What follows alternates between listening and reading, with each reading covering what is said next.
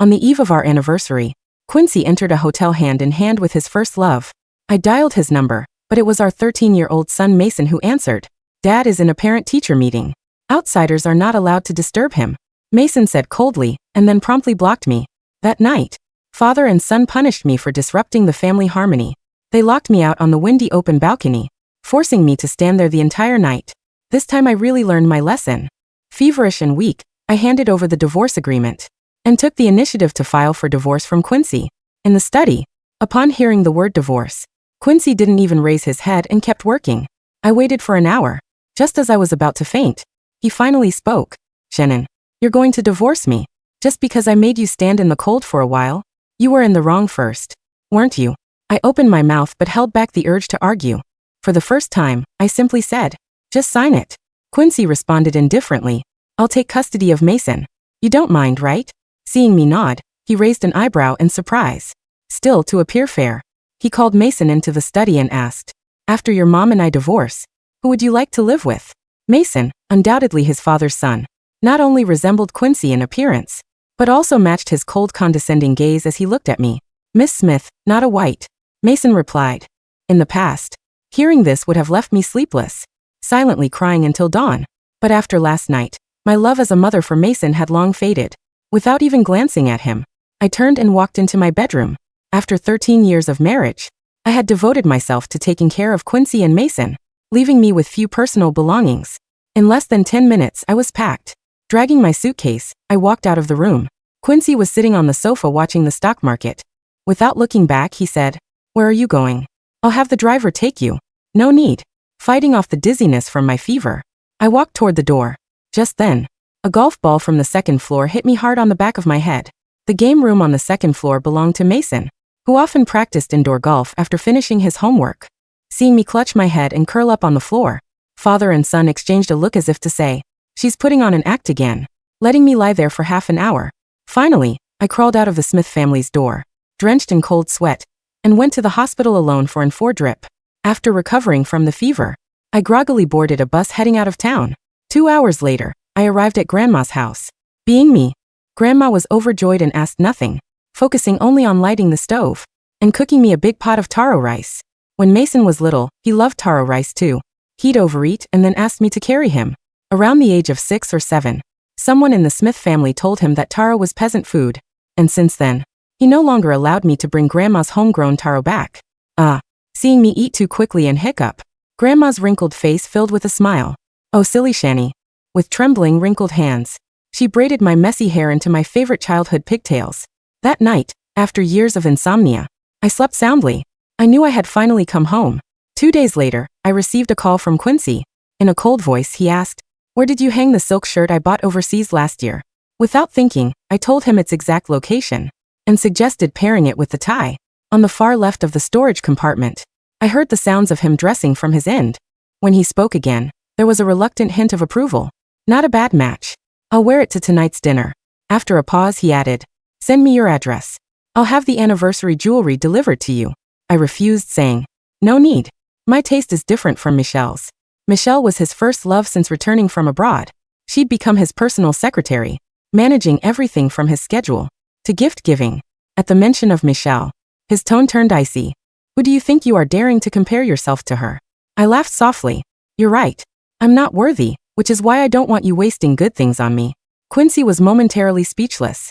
Looking at the clock on the wall, I continued, "Please have Michelle arrange a date to go to the Civil Affairs Bureau. Just text me the date. No need to call." As I was about to hang up, he changed the topic. "Our son is here. He wants to say a few words to you." Before Mason could speak, I ended the call just as swiftly as he'd blocked me that day. Putting down the phone, I held my grandmother's hand and joined her in watching an old opera. A week flew by. While waiting for a friend at a hotel salon, I received a call from an unfamiliar number. It was Mason's school principal. He said that Mason had gotten into a fight. The conflict started when a classmate asked about his parents' divorce. Believing rumors, I replied, "It's no rumor. His father and I are indeed divorced. I don't have custody, so please contact his father." After hearing this, the principal awkwardly explained that Mason had only provided my contact number, so I asked him to put the phone on speaker, in front of the injured student and their parents. I said to Mason, "You were wrong for hitting someone. Admit your mistake." Wasn't this always you and your father's principle? Also from now on, don't call me for anything. Understand that we no longer have any relationship. When I hung up, set my phone to do not disturb and waved at my best friend, Helen and her daughter. When I was pregnant with Mason, I dreamed of having a daughter. Even though that didn't happen, I still treated Mason like a treasure, raising him wholeheartedly. Before he turned 6, Mason would plant trees in the garden for the cartoon cats, who passed away, and even save little red flowers from preschool to surprise me. Later, as Quincy took Mason to visit the family estate more often, my son stopped crying or smiling. By the age of 8, he even started looking down on Grandma's old red brick home, saying to me, "Did you grow up in a place like this? No wonder Grandma never respects you." Just then, Helen's daughter fed me a piece of cheesecake, snapping me out of my thoughts. Seeing me eat, Helen said, "Now you owe your goddaughter a favor. You'll have to watch her compete now." Putting my arm around Cassie's shoulders, I smiled. "Don't worry. Godmother will definitely be there." A month later, on a Friday, I unexpectedly ran into Quincy on the school field. Beside him was Michelle, clinging to his arm. She greeted me warmly. "Shannon, long time no see. Mason didn't mention you'd be here." Mason, captain of the school's sprint club, was sure to compete today, but I wasn't there for him. Ignoring Michelle, I headed straight for the stands. Noticing this, Quincy let go of Michelle and followed me quickly, mocking me. "Hannah, didn't you say you wanted to cut ties with Mason? So why come here and make a fool of yourself?" I didn't want to waste words on him and simply replied, "Please don't stand with me. I don't want people to misunderstand." "Misunderstand what?" "Misunderstand that we're still a couple." He was taken aback, and then his face turned dark. "Shannon, I advise you to know when to stop." I didn't understand what he meant at that moment. I was just focused on waving excitedly at Cassie, who stood on the track about 5 meters away from Mason. I knew he'd seen me mistaking my way for him. He wore an expression of disgust. Starting gun fired and both boys and girls began to race. Cassie ran unexpectedly fast, but halfway through Mason, usually a top competitor, stumbled and fell. As soon as the race ended, Quincy and I rushed toward the track. He beat me by a few steps. Immediately, reaching Mason and asking the school nurse about his injuries. Before the nurse could answer, Quincy motioned for her to wait, looking over at me standing a few feet away checking my phone. "Shannon, what are you doing standing there dawdling? Don't you see your son is hurt?" Nancy's scolding drew the attention of students and teachers around us. I put down my phone and looked indifferently at Mason, whose lips were pale, his knees were scraped and bloody, his left ankle twisted at an odd angle. He reached out to me instinctively, his eyes seeking comfort. But I found it laughable. What did this have to do with me? Last year he'd written in his essay that he'd grown up and no longer needed a useless, stay-at-home mom who can't even play a single piano piece. Ignoring him entirely, I walked over to Cassie and hugged her with a bright smile. "Cassie, you are amazing. Congratulations on winning silver. Come on, sweetheart. Your mom's car is at the gate, and she's taking us to eat seafood." Feeling light and cheerful, I walked out of the school. I had just gotten into the car when Quincy called. I didn't plan to answer until he texted, "Let's discuss the divorce." So after arriving at the restaurant, I told Helen to go in with her daughter, promising I'd join them soon. For the first time in 2 months, I called Quincy. The phone barely rang before his frustrated voice came through. "Shannon, where are you? It doesn't matter where I am. Just tell me when you're available to go to the Civil Affairs Bureau." There was a pause before he spoke again. His tone significantly softened. "Come to the hospital first. Mason's injuries are serious and he might not be able to compete again. The doctor has things to discuss with us." "Oh, if he can't compete, he can't compete. You didn't need to tell me that." Incredulous, he said, "Shannon, how can you say that? Aren't you still Mason's mother? Aren't you still Mason's mother?" The sheer audacity of the question hung in the air, mixing with the distant sound of Helen and Cassie laughing inside the seafood restaurant. I looked at the glass door, watching the hostess lead them to a booth. "Legally, until the paperwork is processed, I suppose I am," I said, my voice as flat as a dial tone. "Biologically, yes. But emotionally? You and your family cured me of that disease, Quincy. You wanted custody. You have it. If the doctor needs to discuss his leg, you and Michelle can take notes. Shannon, he is crying for you. He won't let the nurses touch his ankle." Quincy's voice cracked, a rare fracture in his usually immaculate composure. "He needs his mother. Then tell him to write another essay about how he doesn't need a useless, stay-at-home mom. Maybe it will distract him from the pain." Thursday, 10 a.m. The Civil Affairs Bureau. Bring your ID and the signed agreement. If you don't show up, my lawyer will file for a contested divorce based on infidelity, and I will drag Michelle's name through every tabloid in this city. Enjoy the hospital. I ended the call, slid the phone into my purse and walked into the restaurant. The smell of garlic butter and roasted crab washed over me. When I sat down next to Cassie, she handed me a menu, her eyes bright with the thrill of her silver medal. "What are we getting, Godmom?"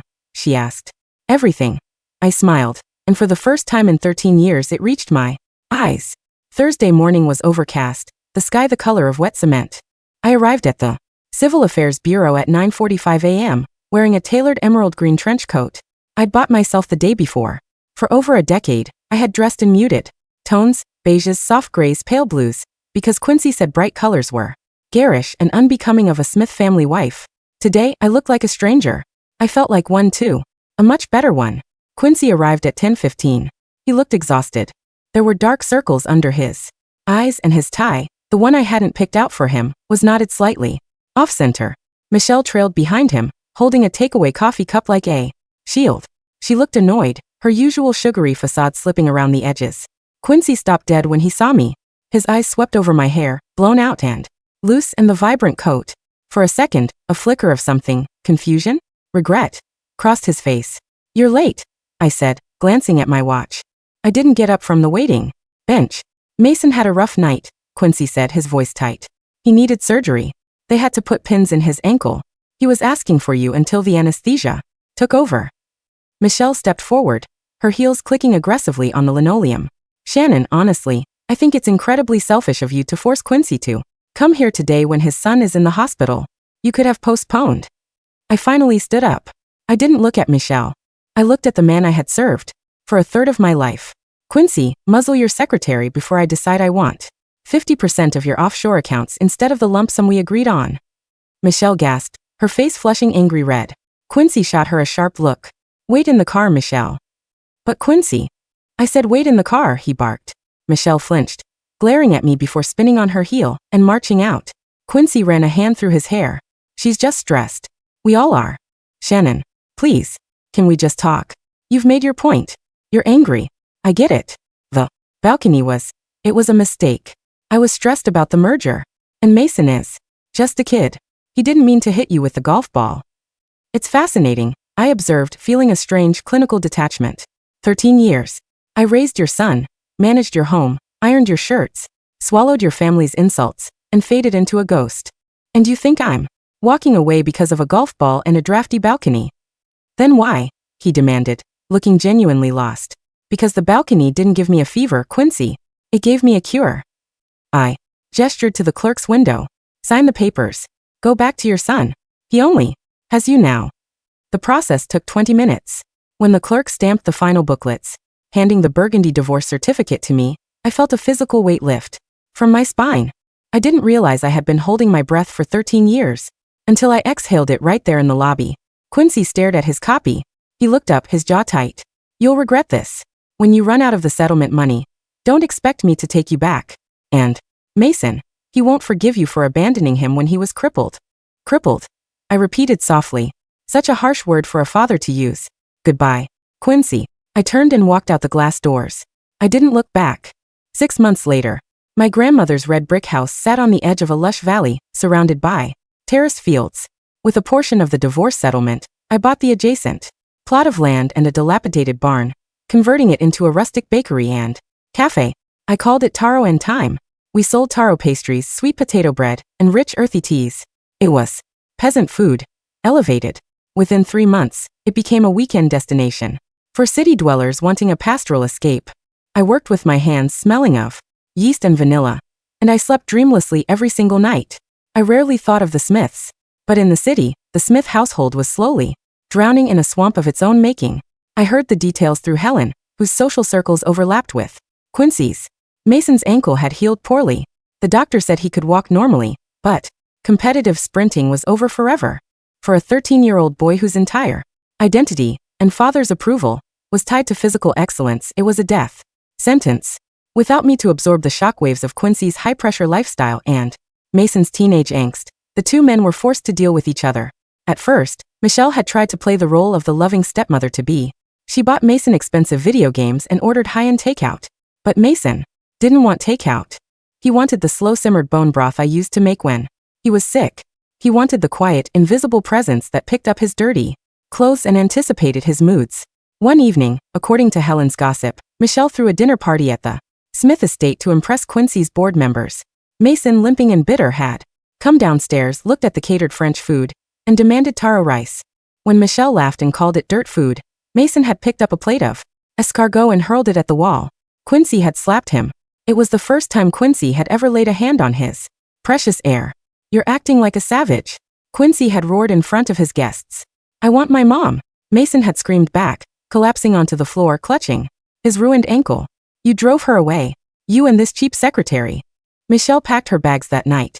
She didn't leave Quincy entirely. She loved the money too much, but she refused to live in the house with a psycho teenager. Quincy was left alone with a hostile, grieving boy. They tried to hire housekeepers. 5 of them quit in a span of 4 months. Mason threw things. He refused to do his homework. He sat in his dark game room, surrounded by dusty indoor golf clubs, staring at the wall. Quincy's work began to slip. He showed up to meetings with wrinkled shirts. He started drinking heavily at night, staring at the empty spaces in the house, where my touches used to be, the missing vase of fresh lilies, the absence of the soft piano music I used to play on Sundays, the quiet warmth that made a house a home. He thought he had married a woman with no value. He was only just realizing he had severed the central load-bearing pillar of his life. It was a rainy Tuesday afternoon in late autumn. The cafe was empty except for the soft jazz playing on the speakers and the hiss of the espresso machine. I was behind the counter, wiping down the display case, when the bell above the door chimed. I looked up. A teenage boy stood dripping on the welcome mat. He wore a heavy black raincoat, the hood pulled down. He leaned heavily on a sleek, carbon fiber cane. It was Mason. He had grown an inch or two, but he looked hollowed out. His skin was pale, his hair greasy, and his eyes carried a dark, bruised exhaustion that no child should have. We stared at each other across the warm, cinnamon-scented room. A year ago, seeing him standing in the rain with a cane would have ripped my heart out of my chest. I would have rushed over, stripped off his wet coat, wrapped him in blankets, and wept over his pain. Now my heart beat at a steady rhythmic pace. I felt a mild, abstract pity. The kind you feel for a stray dog you see on the highway. "We're closing in 10 minutes, I said, my voice calm. "Can I get you something to go?" Mason flinched as if I had struck him. He hobbled forward, his cane clicking against the hardwood floor. He stopped at the counter. He looked at the jars of biscotti, the neat stacks of taro cakes, and then up at me. "Mom," he whispered. His voice broke. "Mason, you're a long way from the city. How did you get here?" "I took a cab. I used my allowance." He gripped the edge of the counter. His knuckles were white. "Mom, please. I'm sorry." The words hung in the air. "I'm sorry." "Okay," I said gently. "Apology accepted." He blinked, a desperate hope flaring in his eyes.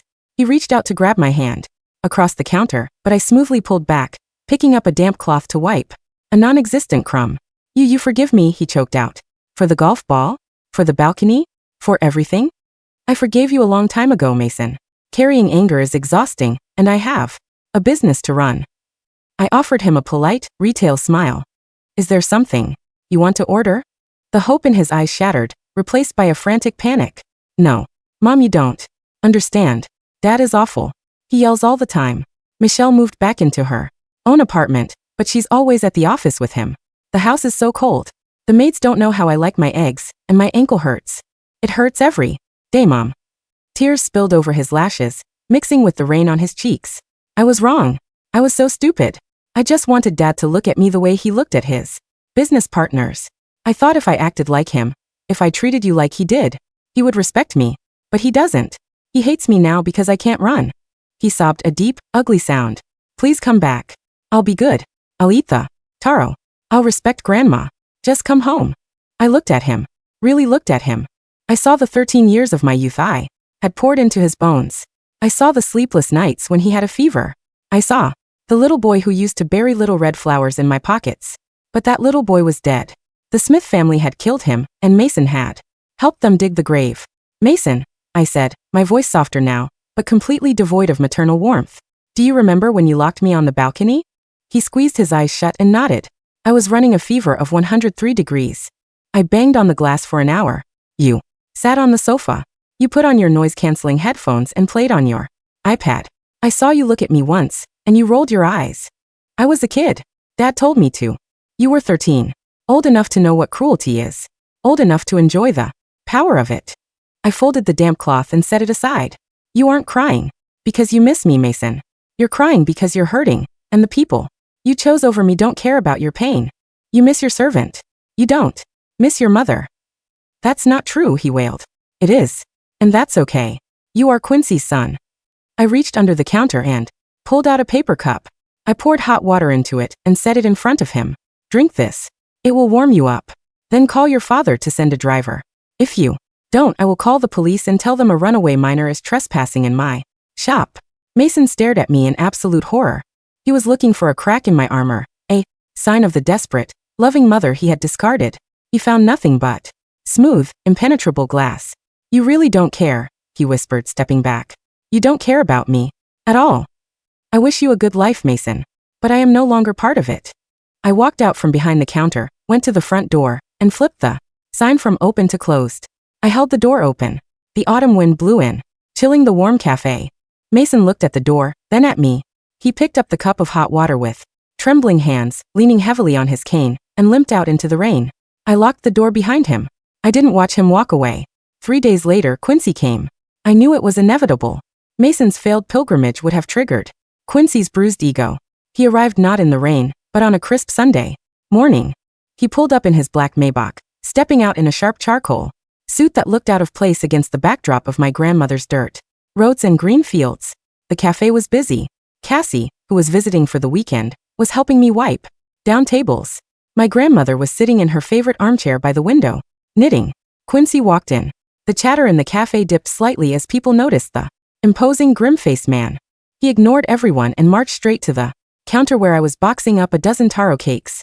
Shannon, he said. It wasn't a greeting. It was a command. I finished tying the baker's twine around the box, handed it to the customer with a smile, and then turned to him. Hello, Quincy. Are you here to buy something? He looked around the rustic, thriving shop. His eyes flicked to my face.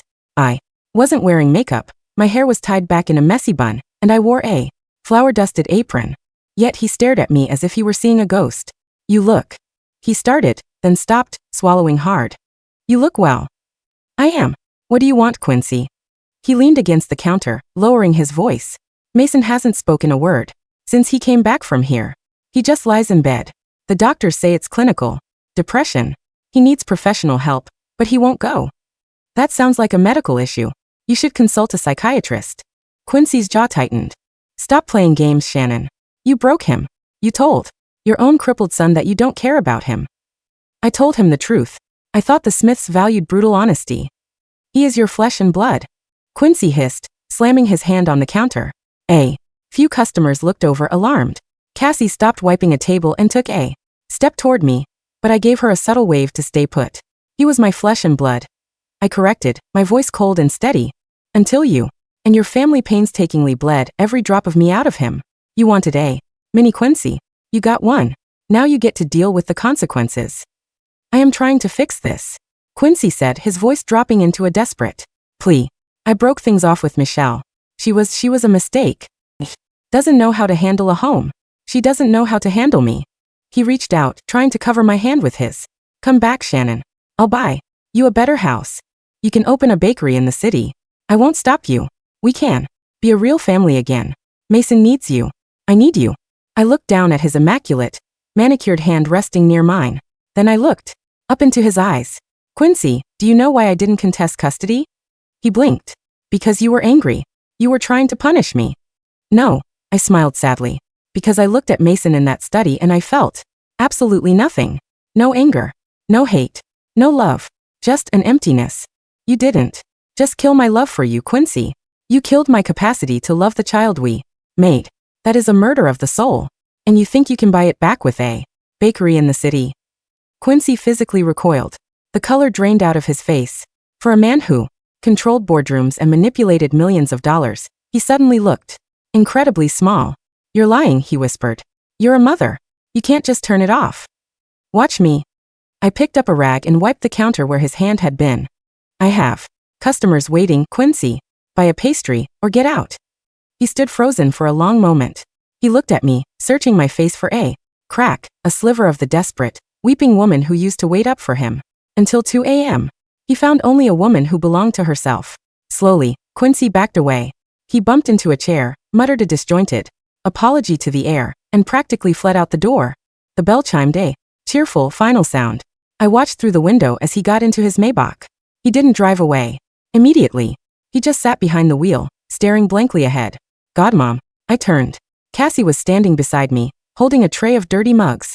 She looked at me with wide, concerned eyes. Was that the bad man? I smiled, taking the tray from her hands. Just a ghost, Cassie. Nobody important. From her armchair by the window, Grandma chuckled, her wrinkled face crinkling into a map of joy. Shanny, bring your old grandma one of those sweet potato buns, will you? All this fuss is making me hungry. Coming, Grandma. I walked out from behind the counter, the afternoon sun streaming through the windows, bathing the red brick walls in a warm, golden light. Outside, the Maybach finally pulled away, disappearing down the dirt road, fading into nothingness. I handed my grandmother her sweet potato bun, kissed the top of her head, and went back to work. I was home, and for the first time in my life, the house was perfectly warm.